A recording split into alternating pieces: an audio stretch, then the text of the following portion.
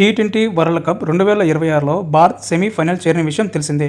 Super 8లో ఆదివారం వెస్టిండీస్తో జరిగిన do or die మ్యాచ్లో అద్భుత విజయాన్ని అందుకుంది.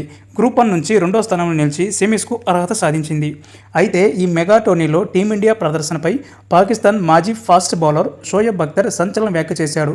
టోర్నీలో భారత్ అదృష్టం వల్లే విజయాలు సాధిస్తుందని, ఓ ఛాంపియన్ జట్టులా ఆడలేదని అభిప్రాయపడ్డాడు.